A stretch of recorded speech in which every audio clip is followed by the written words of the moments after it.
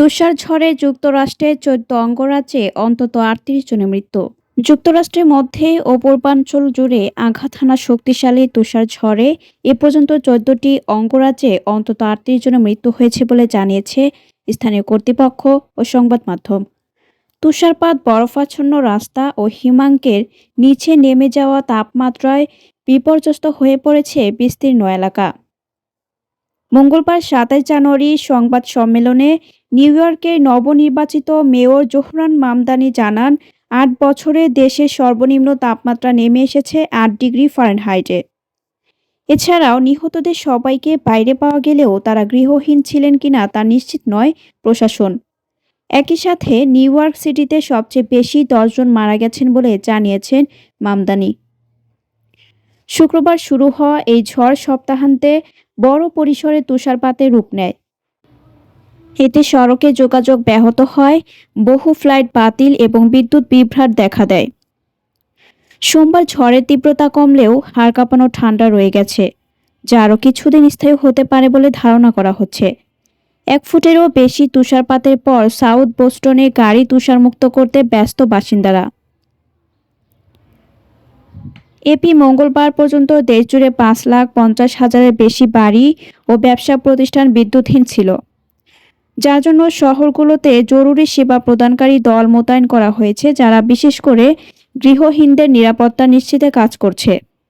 চরম আবহাওয়ার কারণে নিউ ইয়র্ক সিটির অবসান ও নগর উন্নয়ন দপ্তরের বাধ্যতামূলক গৃহহীন গণনা ফেব্রুয়ারির শুরুতে পিছিয়েছে। মামদানি জানান, আউটরিচ কর্মীদের তথ্য সংগ্রহ নয়, বরং আমাদের মানুষকে নিরাপত্তা আশ্রয় নেওয়াতেই মনোযোগ দেওয়া উচিত। শহরের ৩টি আশ্রয়কেন্দ্র ও ২টি অতিরিক্ত কেন্দ্র মিলিয়ে প্রায় ১,৪০০ গৃহহীন মানুষ আশ্রয় নিয়েছেন। এই গৃহহীন মানুষের জন্য পুলিশ, দমকল ও জরুরি সেবা প্রদানকারী কর্মীরা অতিরিক্ত সময়ে কাজ করছেন। ন্যাশভিল রেস্কিউ মিশনে সাধারণত রাতে ৪০০ জন মানুষ থাকলেও এই শৈত্যপ্রবাহের সংখ্যাটি বেড়ে প্রায় ৭,০০০-এ পৌঁছেছে। শীতকালীন ঝড়ের সময় টাইমস স্কোয়ারের কাছে গাড়ি ঠেলে পারাপারে সাহায্য করছেন পথচারীরা। রয়টার্স সারা দেশে তুষারঝড় সম্পর্কিত মৃত্যুর কারণ হিসেবে হাইপোথার্মিয়া, অতিরিক্ত ঠান্ডায় হৃদরোগজনিত জটিলতা এবং বরফ পরিষ্কার করতে গিয়ে দুর্ঘটনার কথা জানানো হয়েছে। সপ্তাহান্তে টেক্সাসের বোনহ্যামে বরফে জমা একটি পুকুরে পড়ে ৩ কিশোরের মৃত্যু হয়।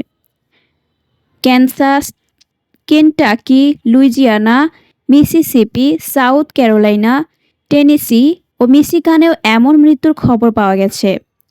আগামী সপ্তাহে যুক্তরাষ্ট্রের পূর্বাঞ্চলে আরেকটি তুষারঝড় আঘাত হানতে পারে বলে আবহাওয়াবিদরা সতর্ক করেছেন। এখনও অন্তত ২০টি আমেরিকান কোনো না কোনো শীত সতর্কতায় আওতায় আছেন, যা ১ ফেব্রুয়ারি পর্যন্ত থাকতে পারে। পরবর্তী সংবাদ দেখার জন্য আমন্ত্রণ এবং সাবস্ক্রাইব করে বার্ড নিউজের পাশে থাকুন।